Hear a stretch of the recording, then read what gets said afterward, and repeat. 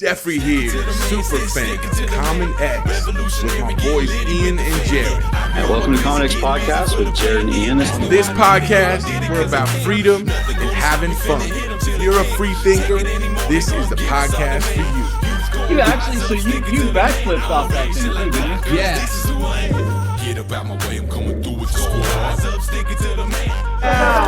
Everybody settle.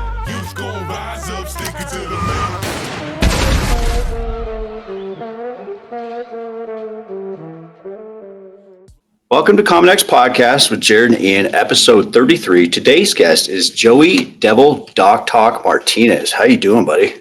Pretty good, brother. How about yourself? Oh, man, doing good. Drinking Jared's last beer from when we celebrated Cinco de Mayo, but hey, you know, it's there. It's in the shop. It's in the studio, right? Within arm's length. So I got this, you know? Right. I'm helping them out because this is not going to taste good to anybody next Cinco de Mayo. It's just not going to happen. No, you got to get the only those time things you can down. drink Corona. Is that what you're saying? I don't know. I don't even know what I'm saying. How you doing, Jared? I'm good, man. How are you? Oh, same old, buddy. Same old. All right. So, Joey, you have the Devil Doc Talk show. Tell us about yourself, man. How'd you get started in that? So, the Devil Doc Talk show is a podcast, right? I started it with a group of guys back when I was going through an audio engineering school. And it was just after I got out of the military, about, I want to say a couple years after I got out, but I had working on writing and journaling and trying to learn how to communicate and articulate that experience, which was, you know, transitioning out of the military, you know, trying to find something different to pour yourself into. And so a group of my friends, we came up with it, and they really pushed it, and it came out very great. Doug Smith, Garrett Jones, Doc Jacobs, and we started recording actually in my old house on Spartan Court out in downtown, well, San Diego area, right? Actual San Diego City. And it just took off from there because after that, it was something that I really kind of latched onto, not just as a physical therapy where I'm actually engaging with society, but I'm actually, you know, working through, you know, actual problems, trying to talk about things, you know, not stammer or stutter or feel lack of confidence or comprehensive about certain things, or even when I get triggered now, I kind of see it as, you know, hey, this is an opportunity. How do I lean into it? Right. And that's kind of what podcasting has created for me, which has been that like a new set of tools to kind of create that pathway forward. So that's what we, you know, been doing since then. And, you know, every year it's something different. I'm always trying to add new tools to the toolkit, or, you know, new theories, new conversation topics, you know, introduce subject matters. One of my favorite things to talk about is negative things. You know, my wife's like, why do you always talk about negative things? I go, well, because nobody likes it. It's uncomfortable. Right. And it creates dissonance. And when you have dissonance, you got to really ask, is it there because of fear? Is it there because of legitimate, you know, reasoning? Is it, you know, what is that? You know? So I like talking about perceived negative things, but always with this outlook of positivity, where, you know, podcasting does give you that ability to slow down and be like, all right, cool. We're talking about horrible shit today. All right, cool. You know, where's the positives? You know, like where's the gold in this? Like, oh, there isn't any, but I'm pretty sure, you know, we'll draw some lines and connect some dots eventually. So, you know, that's pretty much the ride it's been on. And yeah, it's actually been a long time. I'm just kind of thinking like, many years. Yeah. So I got out in 2011. So yeah, it's been it's 2025, right? Yeah. Shit. Yeah. Dude. That's mind blowing. Whoa. It is. So for our listeners that are listening, Matt, so what is a Devil Doc? So that's awesome that you asked that, because I literally just got off the phone with the Army medic with the VFW. Really great guy. Really looking forward to hearing back from him and talking more. The Devil Doc, right? A Devil Doc is the corpsman that's attached to your Marine elements or just your Marine Corps, right? There's a lot of grades or levels to it, right? There's a lot of different experiences, right? I think that's the whole military in general. Experiences may vary. And Devil Doc goes into that rich history of the Marine Corps' history of warfighter and warrior, and the United States' history of providing them with medical assistance, medical provision. Yeah, we provide them help. That's what we do. So a lot of people don't remember that. Yeah, okay. Every Marine's gonna be like, "Shut the fuck up, Joe." And I'm like, "Yeah, the Marine Corps is a department of the Navy." Okay. Yep. And they'll say, "Yeah, the men's department." I'm like, "Okay, good job." The elite department. Yeah. And so it goes back to the history of how the Marine Corps started, the wars, the battles, and I honestly love Navy medicine, because when you look at Navy medicine and even odder things like naval intelligence, and you can go down a huge rabbit hole with that. For sure. There's so much history that brings in the whole Devil Doc aspect of, showing up and doing what you can to save those that you can. So the history is very, in depth. And so the title Devil Doc, is earned, not necessarily given. And so when your Marines start calling you Doc or Devil Doc or even Devil Dog, and you're like, "All right, dude, hoorah, hoorah." You're like, "Oh my God, he says hoorah like we do." Yeah. It's adapt or die. Like, come on. Yeah. So you're like the lethal medicine man, basically, right? Well, there's I don't know if that was the correct thing to say, but it's there's a lot of different, like I said, experiences. Like, I have good friends. We just did a great show with Luis Fonseca, Navy Cross recipient I heard that one. For the Battle of Nasiriyah, right? Great show, great gentleman. And his, highlights the differences of experiences, right? Some docs, you get attached to Marine unit, you never deploy. You end up, you just kind of working the BAS, you kind of working, whatever you're working, and pre-deployment, post-deployment, there's always work to be done. That's kind of the deeper work of what corpsmen do, because unlike the Army and unlike the Air Force, where they have more specialized fields and higher recognition and even like certificates and degrees, from going to those classes in schools, the corpsman, from what I still hear, is kind of behind the curve on receiving those recognitions. So it's kind of like, well, some guys, they're the dudes at the hospital doing vital signs, up in the ward, starting IVs. Some guys, even if they're with Marines, because the Marine Hospital at Camp Pendleton, Marine Hospital there at Camp Lejeune. So you get embedded with the culture, and then you do have guys like a handful of my buddies. They take it a step further, and they want to be more specialized, and they want to do that kinetic aspect of warfare too. So it's kind of like, hey, there's a plethora of experiences, talking about Cinco de Mayo, right? Plethora of experiences, and so you can get it if you want. There's a lot of guys that go IDC route too, which is a very interesting corpsman role, which we would call also usually a PA in any other circumstance, but they're just like a slight cunt hair underneath that. And so there's a lot of different roles. One of the biggest and most important roles that I got to play was in a shock trauma platoon, right? And those aren't really discussed much, because that's where all the casualties kind of are funneled in, and you get just a genuine experience on the meat factory. Like, how is the sausage made, right? Mm-hmm. And that's something that a lot of people that I talk to a lot now, the guys that have they got blown up and injured or shot, you name it. Like, there's so many different types of injuries. Like, we even had vehicles just flip over. So there's just a tremendous amount of types of injuries you get to experience. And that's one of the cooler parts that I think corpsmen kind of fill that gap. We're kind of like, oh, we don't know what we need today. All right, just go grab a doc. All right, cool. All right, get your backpack. Okay, what are we doing? We're just going to hang out at the range. All right. You want to shoot? Hell yeah. You kidding me? I get to shoot today? Yeah. Right. All right. Send ammo down range that I don't have to pay for? Yes. Right. Yes, please. Yeah.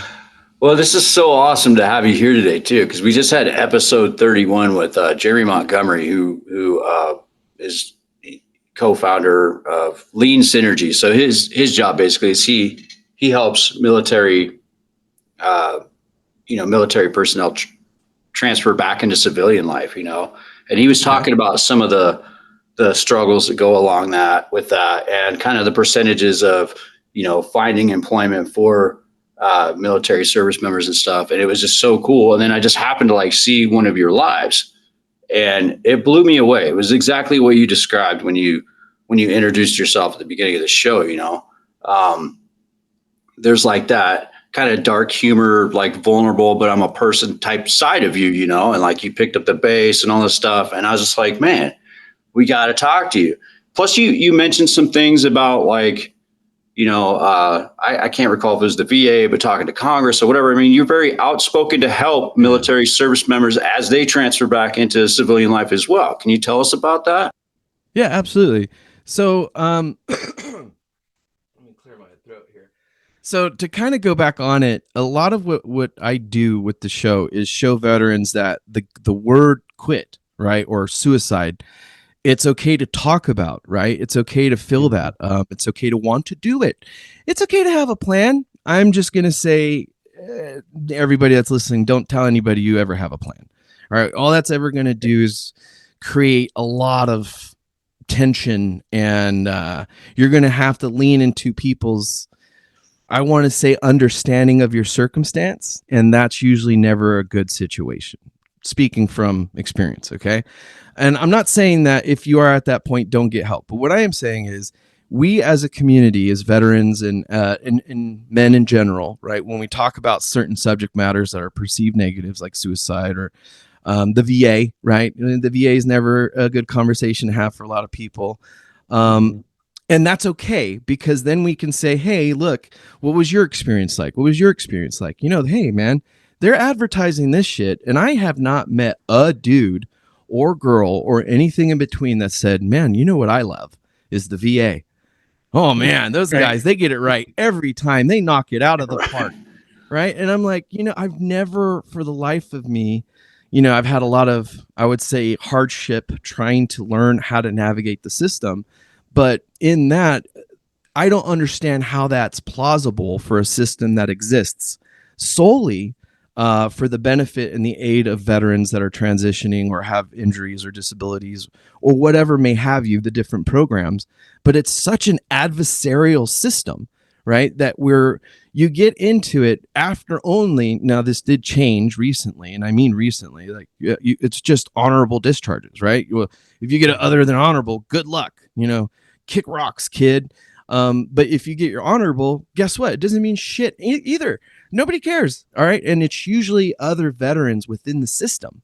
And it's ridiculous because that's where I see the rub the most of the time is, you get on the phone with a director or a doctor and they're like, yeah, my dad was this or this. And well, I'm the veteran and I did that and I do this. And I'm like, well, I bet you're also rated working full time at the VA. And for some reason, all we did was elaborate upon your ego and your accomplishments, but not addressing what I'm here medically needed, right? So it's one of those experiences that, yeah, I'm a very vocal person because, right? If I'm not, that shit's going to consume me and I'm going to fucking check out, right? But that's kind of where I go, well, if that's the pressure point, right? And if I could see it and what the reasons are behind it, what is causing me to have this logical, sometimes, albeit, rational thought that suicide would be the best answer. Well, we'll look at the burden it creates. I ask for help. I call these lines. Nobody actually does a thing. Nothing follows through. Okay, cool. I hit up Congress.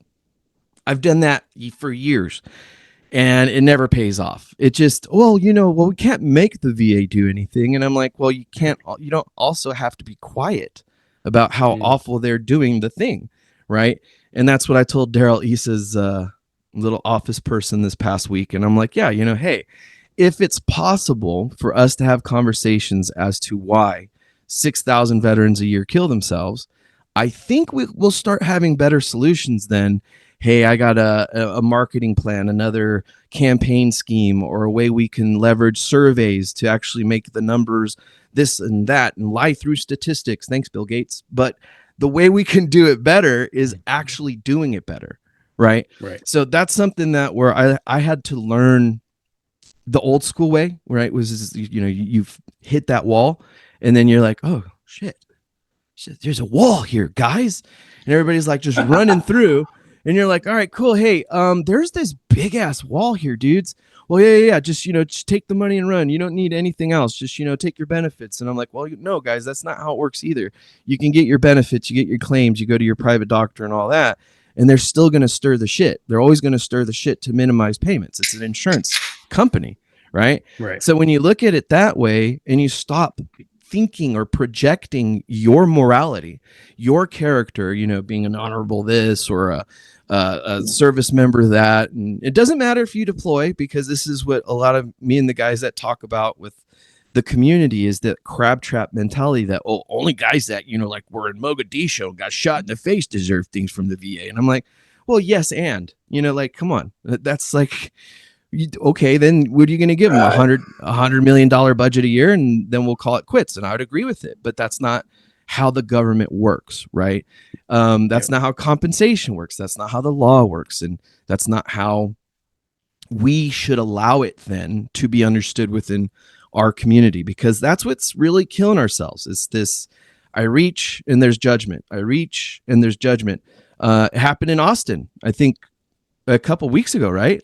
Dude killed himself like right there in front yard or something. And he goes, this was the reasons why. And I go, yeah, shit. It was weird because at the same time I was going through it. But instead of shutting up, I just go, Congressman Daryl Issa, hey, let me tell you about this really, really, really mean dude, Frank P. Person at San Diego VA. He's like totally not cool, bro. Like whatever the words are. It's like, it's funny to me because when you tell people that, like reach out to your congressman, they go, like they care. They don't. Right. And I go, so then why do we keep electing them? Well, then that's where the roots of conversations come from. And that's why I really love pushing that around, of course, with audiences and people in general, because I go, if you look at donation dollars in the VA, in the veteran spectrum, it's several billion, probably up to 20 billion a year, right? Donation dollars, that they only exist because there was this philosophical thing on Twitter called the crushed orphan syndrome or crushed orphan theory, right? They only exist because of how horrible we throw money at the VA. It's hundreds of billions of dollars a year, right? So we're wasting more billions of dollars because of how horrible we're wasting these billions of dollars. And nobody's calling anybody in for accounting. Like Doug Collins is great. Hopefully, I don't know, because when you really peel back his political career, he flops a lot, through time, through assertion, and through tenacity. Eventually, people kind of wake up to the conversation and like, oh, so you're not angry and just talking about negative things. No, actually, I'm a pretty happy guy. Try my best, like. Yeah, that's awesome. I love how vocal you are about it and just how honest you are about it. You're just very transparent. You're like, hey, this is like, it's a no shit deal, but it's life. If you could change one thing tomorrow about the VA, what would it be?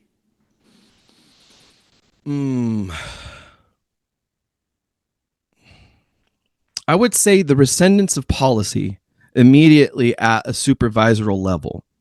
Okay, so it's kind of a weird suggestion, right? But what it means is if we could pinpoint a specific policy that's so erroneous or egregious, or because we follow it or practice it in this way, it ends up being a negative outcome, then there should be immediate powers within the system to say, cool, that policy is no more.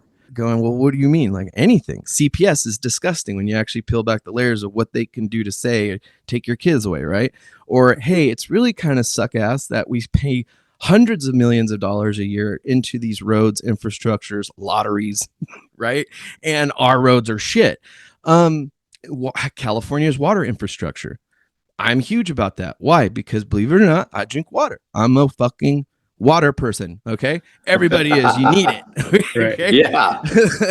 And what I can say is when you have a market that we pour billions of dollars into year after year, and yet we don't see the outcomes even move an inch. Like we look at the speed rail system in California. I can talk about California very, very much, right? But then we turn around and we boast our GDP is bigger, the fourth in the planet now. And I'm like, Right. yeah, what are we doing with it? Like where's that What do going? we get out of that? Yeah. Exactly. And that's something I think is important to talk about too, is like the same thing with foreign policy. Like foreign aid. Like, where do we get into I love my wife to death, but we talk about this all the time, is how Americans are perceived as this not just necessary evil, but the ones who get to carry the burden and the blame. And I'm like, why? Well, What's the that's what happens when you're world police, right? Right? Team America, Yeah. fuck yeah. Fuck yeah. All right, man. So how has hosting changed your life? I mean, so you obviously have an incredible story, and it's so awesome that you're sharing that with us. But like, how has hosting, like, since you started your show, how's that changed your life? Well, I'll say it's been like a gradual realization that I don't know shit. Okay. And I mean it. Like, you can sit there and you could itemize everything on how to do a show, how to host, how to edit, how to do better in all realms, better software, better techniques, better this, beats and rhythms. Am I slowing my pace to show authority? All that shit that everybody talks about. Yeah. And I'm like, that helps to a point, but the more you realize you don't know and you adapt and you kind of just go with it, right?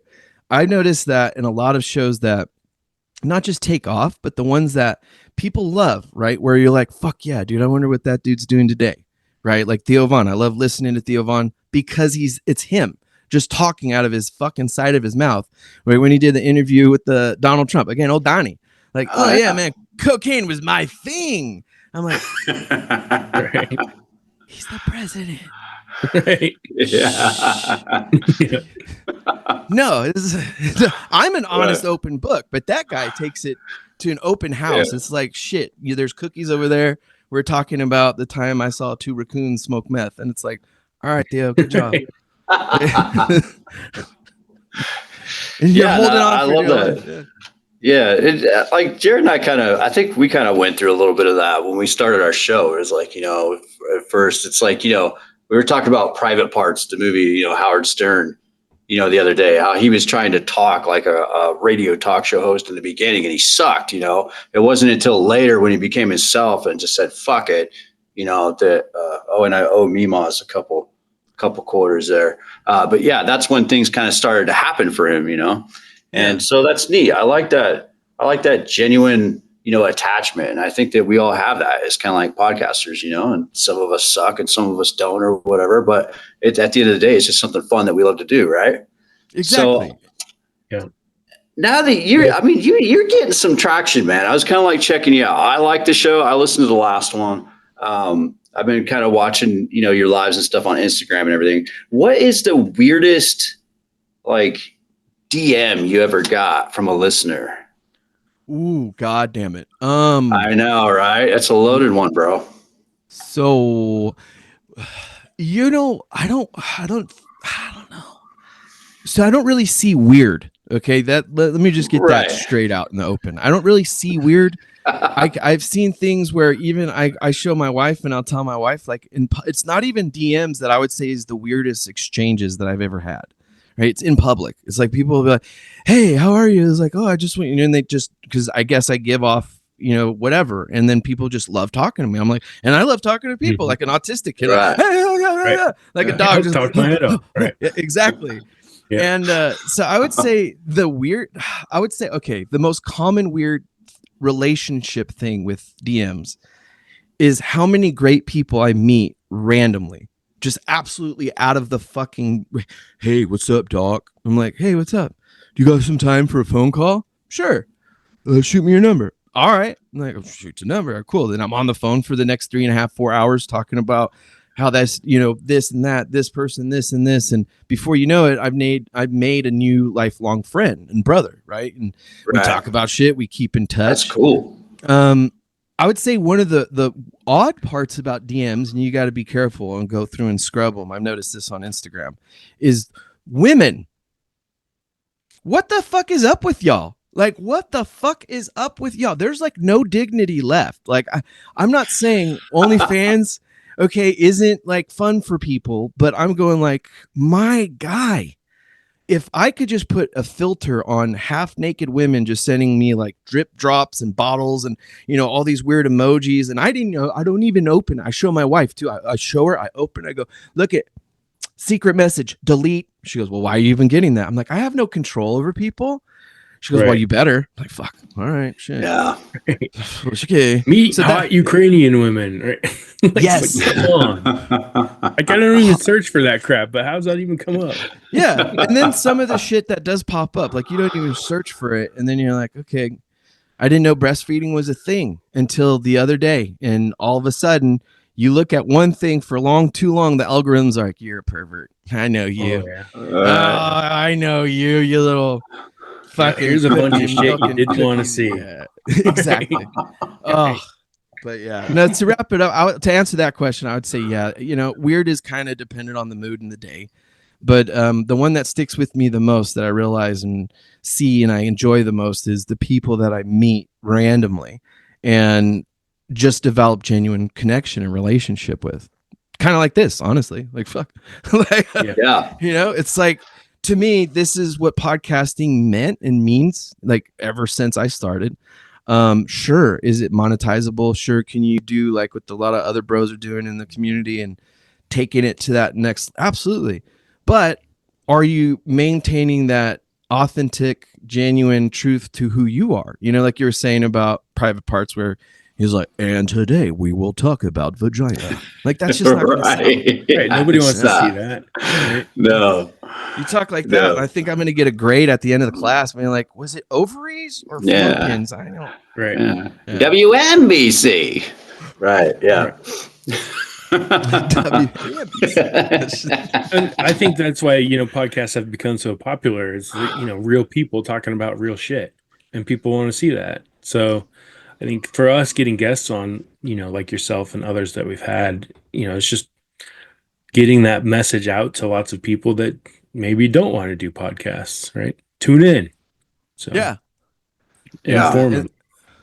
Yeah, that's the thing too, is you don't know what you don't know. And sometimes when you kind of like a lot of people I talk to, they shut themselves off, right? They you know, they watch their shows, they listen to their music, they do this, they do that.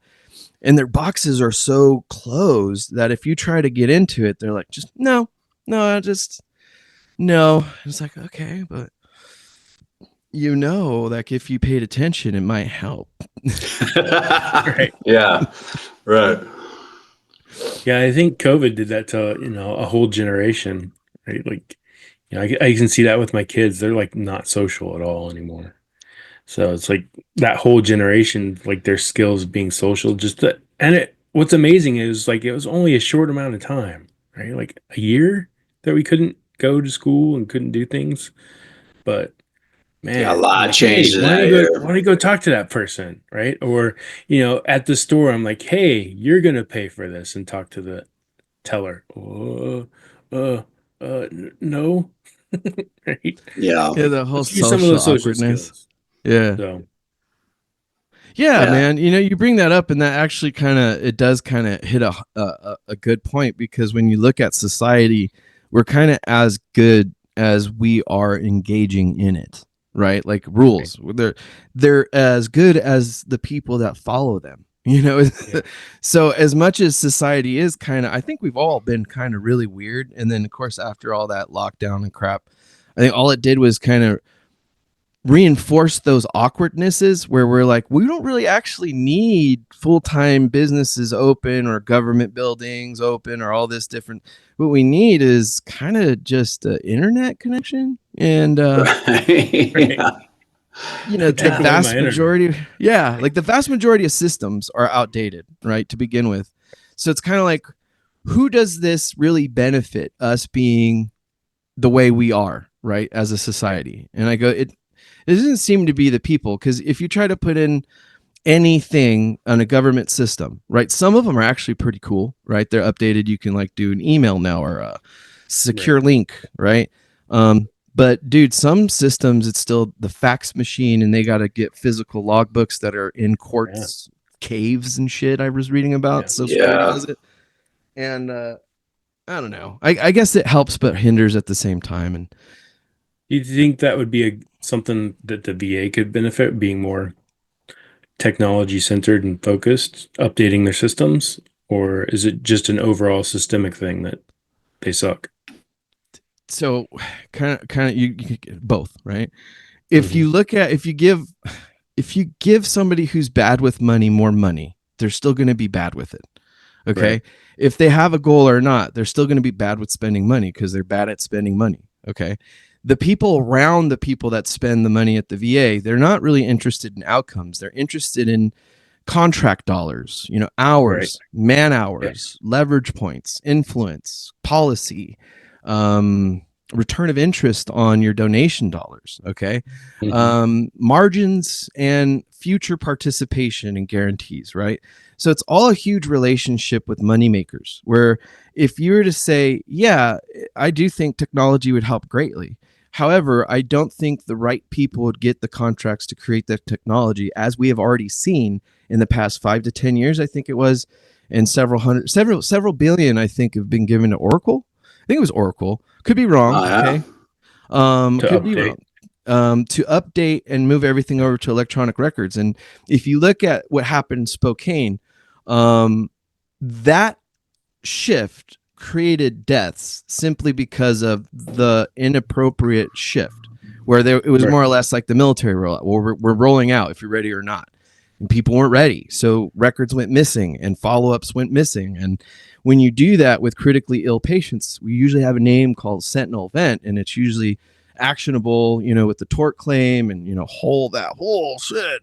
So when I go, yeah, I think technology could definitely help, right? The push from very familiar special interest groups to go AI. But I think it would take a very, very, very, very, very hands-on approach to how that technology was developed, then leveraged, and then ultimately utilized. Because, hey, if I frame a program that says every time somebody speaks, look for the root word to deny this claim, that's what I'm seeing now in practice. So instead of it being, oh, you have 13, 14 years of evidence, you said you watched American Dad. I'm AI. I don't know nothing. Oh, but they said if you do anything but, and he watched American Dad, AI don't know better. You don't need caregiver, ... And then you have people in supervisory positions that don't do qualitative and quantitative, the two Q's, all right, and quality control, all right. And then that's kind of where I go, yes and no. So it's like anything, if we push into anything technological, we have to understand how to leverage it, utilize it, and make it actually have the outcome that we want. AI as it is now, me and my bros talk about it in the music industry all the time. Yeah, you can poop out an AI song in 2 seconds. It's ridiculous. Okay. Yeah. It has good shift, it's good temp, but it has a very similar familiarity with everything that comes out of that program. So you have to play with it. It's not a musician, but it's great for sketching. And then you give that to a musician, and bam, what it does is amplify and accelerate artists' potentials, right? Could it be done with medicine? Absolutely. Do I think it's going to be mismanaged for the benefit of the system? 100%. So before we see it implemented to where, hey, you could put all your records, everything into a secure file, into a server, and it reviews it every month for updates and sends you emails and this, oh, hey, did you go to this doctor's appointment? Did you go to, it's insanely possible. Medicare does it. Okay. Medicare does it. Neighborhood healthcare does it. And that's just a small franchise, little medical, provider out here in where I live. And I go, and they have that capability to digest and discern thousands of pages of records simply by utilizing and leveraging AI, which I'm like all for it. Because on the other end, you're going, hey, I'm a practitioner that doesn't have the ability to use AI. This is 5,000 pages. I'm just going to wait until your MRI comes back in October because I'm not liable for shit.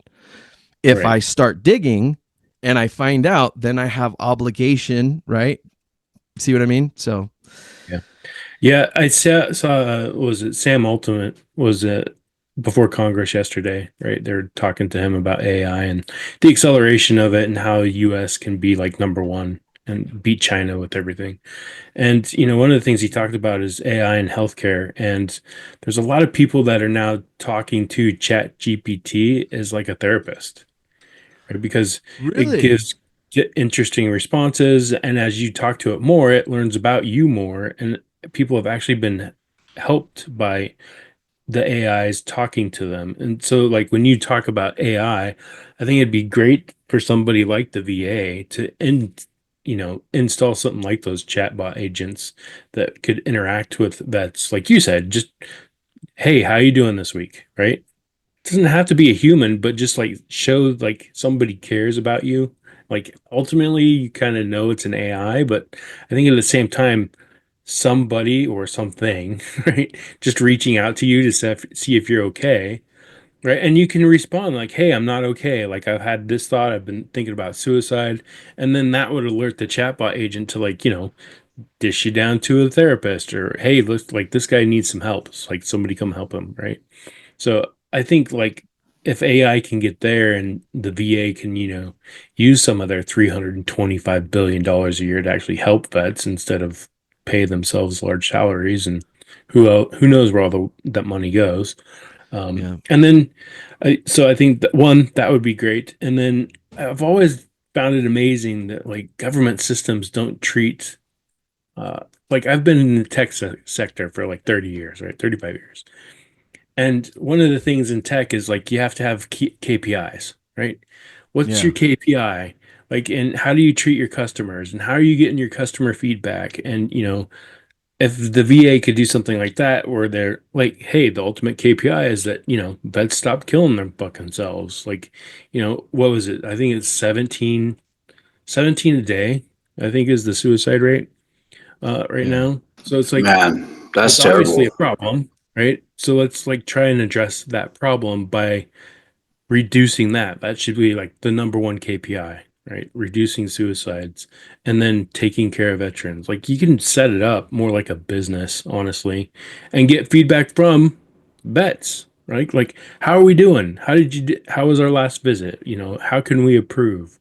So I think it's just a matter of getting leadership inside of the VA that sees it that way. Yeah. So Do you guys think that there's like a stigma though? So like, like if I'm talking to a therapist or something and I say, hey, I feel like, I felt a little suicidal last week or something like that. If I said that, I mean, isn't there kind of like a stigma that like the white coats are going to come get us and we're going to end up in a padded room with a straitjacket or something though? Is Absolutely. that is oh that part of the yes. problem? Maybe the reason why we can't talk about it. Because nobody tells you what that actually is. And here's something that was just relevant this week where veterans were found to be need of fiduciaries and then removed of their constitutional rights, right? You can say it's a Second Amendment thing, you can say whatever it is. I say it's constitutional right regardless of what it is. So when you have those type of policies in that type of way that you implement them and you have such the adversarial perspectives that people have of the VA, okay, then yeah, it's you're literally saying words that you and the most people in society would assume are actionary. I feel like killing myself. I've had suicide ideations. I have this, that. And then the next question is, do you have a plan or intention? No. They will right now no longer has suicidal ideation, no matter how long you stay on the phone going, I feel like fucking killing myself. Right. Period. They'll send you over to suicide prevention team. Suicide prevention team will be like, here's a bunch of phone numbers and some therapies that we offer, like a pamphlet, right? And Right. you go through the line of them, half the numbers don't work. Okay. The other half is like, well, we can get you an appointment 6 months from now. I'm like, okay, thanks, Susan. But I needed one, yesterday. But that's Yeah. kind of the reality. And then the suicide prevention team, if they even assist you, regardless of, they'll still say no longer has suicide ideation. Why? Because those are benchmarkers, like you were saying about KPIs earlier, that they have to take actions within their policies. If you this, then that, right? And there's certain parameters that are definitely why stigmas exist, right? One of the key reasons that a lot of my friends, they're afraid of saying, dude, I think about killing myself every day. I do too. And I go, hey, that's usually significant of other than PTSD, TBI. It's more like a moral injury. A lot of people that I talk to that feel that way, they have also right? We can't just say it's got to be that or it's got to be that. Not an in between. But the moral injury is what a lot of guys and girls seemingly have the most focus on. Like if you're a victim of something, God forbid you're, military sexual trauma victim, right? Why did I let myself Right. How could I where do I go with this, blah, blah, blah. And that energy isn't really understood, especially in a system where you can't be honest with it because of how society actually works and then how our culture actually works. So sure, if we were just Tom, Dick, and Harry and, a publicist, a journalist, and a lawyer, and we go into a clinic and, we go, hey, I have some pain, right? And the doctor will be like, okay, what's your pain scale? Okay, well, about a 4, 5, it flares up to about a 7 and this. Okay, cool. All right, Tom, a regular military dude just go like, all right, how you doing today? I'm fine. Hey, bud, your chin's hanging off your fucking face because you just got shot. And you say, so I don't really think you're fine. Okay. So that's kind of the difference between, I want to say, how people express themselves in certain cultures, communities, and societies, and then how those societies and cultures then intermix and intermingle. Where if I say, dude, I'm in the normal amount of pain, most people don't understand that. For Joey, given chronic pain and all these other injuries, it's a 7 or an 8 a day. It's just where I'm at. I learned how to operate, be functional, take what's it called? I want to say homeopathic remedies.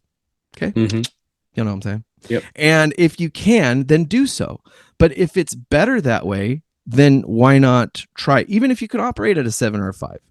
Well, if you go into a clinic and you go, how are you doing today? Oh, the normal. Well, normal. What's normal amount of pain to a regular doctor? 0. Okay.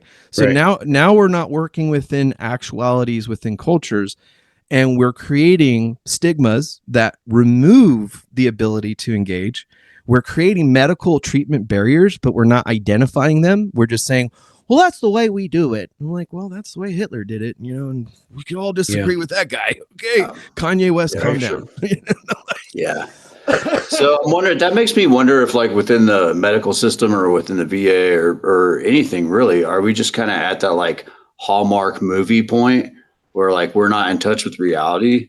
Like when we're talking to our doctors, like there's just this expectation of what is normal and what is not. Yes. So it's worse because when you look at it, it's been that way, I want to say, for years, right? And now we're kind of aware of it, right? And that usually doesn't mean it gets better. It means it usually gets worse before it gets better. And I think we're kind of right there, like what you're saying. We're right. I don't know if we're at the 3rd act, right? But I would say, much like a movie, we're in between acts. Okay. I don't know which act we're in, but I can tell you for sure, we're in between some acts, right? Just looking geopolitically, what's going on with India and fucking Pakistan. Okay. I'm like, who would have known? Right. But if you look at it in the sense of how are we going to then take control of and then assert ourselves? I don't know. That's kind of where, look, I've talked to Congress, I've talked to county supervisors, I've talked to board members, talked to just about every nonprofit under the sun. Done the show for a very long time. I present tons of solutions in the background, right? Of course, I'm goofy on right in front. Like, hey, look at me, right? Sad clown business, right?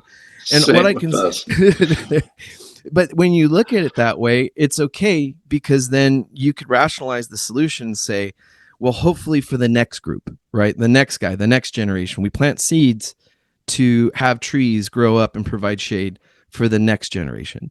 What I would say is that's kind of where we're at as a community. I think with a lot of the things that are going on in the community, like what is valor, right? What is honor? Like, what does it mean to serve? What does it mean to even sign a contract? What does it mean to deploy? What does it mean to not deploy? What does it mean to, work on a psych ward with World War II veterans that are locked up? And that's what your service was for 2.5 years.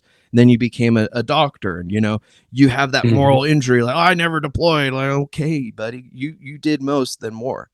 Did more than most, right? Backwards, dyslexic. But when you look at a society, right, I think we are in that pressure point, right? We're right there. The stack of quarters is coming up, and everybody's like, fuck yeah, keep giving it quarters. And it keeps pushing and pushing and pushing. And I see it happening. Happens. Yeah, let's see what happens. And that's kind of where we're at. I mean, I think it's like with you gentlemen doing your show and the way that you guys bring the material, and you talk about things in the way that you want to carry this forward. I go, that's kind of the it that we can do. I tell my wife all the time, she hates it. And I go, yeah, talking about things, sadly enough, is very difficult, period. Okay. Whether it's relationships, whether it's religion, whether it's politics, whether it's finances, medical shit, dude, it's hard to pick a fucking movie late at night when everybody's tired and we just want to sit down, watch a movie and eat, like to watch a TV show, because we're like, oh God, look at all these options, right? We get 600,000 choices, right? Right? It's like, you don't want to make the wrong choice, God damn it. Exactly. You don't want to pick a bad one, man. The wife will be pissed. Yeah. Exactly. So kind of having that, I think we all are in a place where understanding our options, right, is one thing. Being able to communicate them is another, and then actually testing them out without consequence, meaning you shouldn't be concerned about somebody raiding your house because you went to get PTSD treatment at the local vet center because you did say, yes, I want to blow my brains out. But when they asked you, do you have the intention to, you go, no, it's just been like right here at the forward of my life because I didn't pick the right fucking movie last night. All right, whatever. Right. That's kind of the weird thing. The smallest thing could set him off. Right. Exactly. Yeah. And having those conversations are important, Oh. For sure, man. All right. Well, we've come to a fun part of our show that we like to call Jared's Five. Jared's Five. So what we're going to do is we're going to ask you a question from the previous guest. You're going to have a question for the next guest and some fun stuff in between, man. Sound good? Yeah, that sounds dope. All right. Here we go. So question number 1, what is your favorite movie of all time? Okay. Well, that is very tough because I am a cinematography buff and I really love cinema. Okay. However, saying that, everybody's going to hear that and go, then how the fuck is this your choice? If Looks Could Kill with Richard Grieco, number 1 all-time favorite. Interesting. Yeah, we haven't even talked of Richard Grieco, and this is a Gen X show. That's awesome, man. Right. It's kind of cool. Nice. It really tied things in like the carpet, right? Yeah, dude. Favorite Saturday morning cartoon? Okay. Saturday. Do not say Tom and Jerry, man. That seems to be everybody's go-to. No. See, okay. Are we talking about in specific era or all time? Or just favorite cartoon of all time? There you go. Well, because Saturday was important, right? And what I remember was G.I. Joe. Okay. Yeah. I remember that being the one I got the most excited about.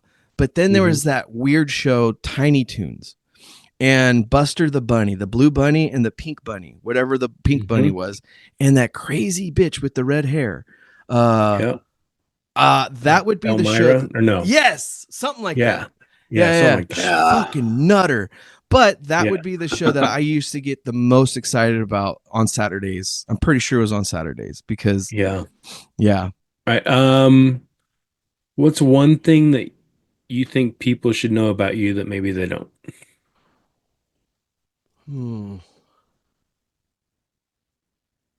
Not a fucking thing. Yeah, nothing. Open book. Yeah, that's the thing is I'm kind of always the person that if you have a genuine interest, just ask whatever it is. So there isn't a thing that I would say, oh, this, like, no, I've already, yeah, not a thing that I could really think of off the top of my noggin. All right. Yeah. Yeah, nothing. All right. That's Ask. good. I would say always ask me a question. I'll be open book. Like shit. I'll Right. try my best. That's Right. awesome, man. I'll have an answer buddy. for you for something. I'll just pull Yeah. it out of my head sometimes. But hey, I'll have an answer. Yeah. Yeah, but that's cool, man. Yeah.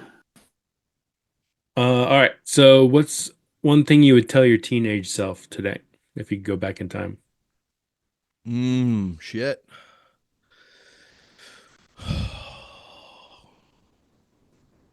When you think the 6-pack is enough, go for the 12-pack. Yeah. Yeah. And that's in life in general. All right. Not just the beer guys. Okay. Right. But in life in general, when you think you're riding high and you got that 6-pack and you think it's going to do you good, do yourself a favor, grab the 12. All right. And have a little left over. That way the next day you don't have to drive anywhere. You're no buzz, no nothing. But the stress too of always having more than what you needed is going to be some of the best advice as a human being, period. Awesome. Definitely. Jared, next time get the 12-pack, buddy. All right. Oh man. All right. So last question from our previous guest, and it was, what is one book that you should think that should be required reading?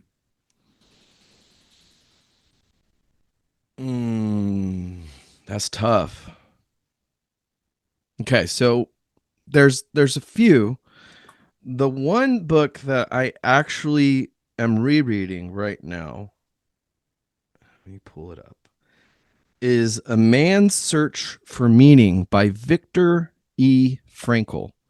And it goes into the whole search for purpose, meaning, logotherapy, leveraging a sense of delusion to pull you through whatever it is you're at right now. Like him and his survivor story was more so about how he survived the Holocaust. And since everybody likes talking about the Holocaust nowadays, I'm like, okay, perfect plug for a book from a guy survived the shit, right? And when you pull back the layers of what he's talking about, like him, it was his thought of his wife had to survive or he would have died, right? So he told himself, I can't wait to tell my wife about this and that. And through the book, it talks about, the creation of logotherapy and a lot more details. But that story that I pulled from there, like when I first read it several years ago, and still now rereading it, I go, that story of self-delusion, right? Saying, hey, I am going to be the state champion in wrestling. I am going to be the state champion in collegiate this or football that, or I am going to go out on fucking open mic night. Whatever it is that we tell ourselves to get us to that next day, that's some of the best secret sauce on the planet. Besides going for the getting the 12-pack, right? And this kind of plays onto that. Give yourself a little bit more of a future. Okay, don't just say, hey, life fucking sucks.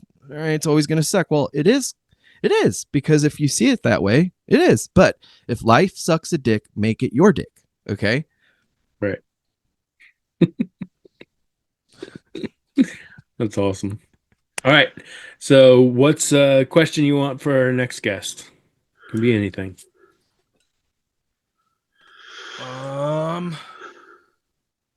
What's your favorite classic car? Ooh, nice. Year, model, and trim style. You got to go in on it. Yeah. All right. Year, model, and trim. All right, got it.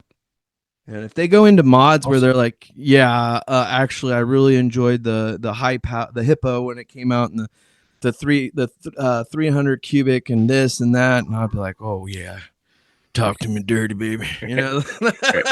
You got to get that 4-barrel Polycarb on there. Yeah. Was it Joe Dirt at the end when he was like, I got the Positrack Hemi and all that good stuff? Yeah, Positrack. Yeah. Oh. That's awesome. All right. That's it for me for questions. So awesome. Those are some good questions, man. Yeah. Ian, you're on mute. Oh, yeah.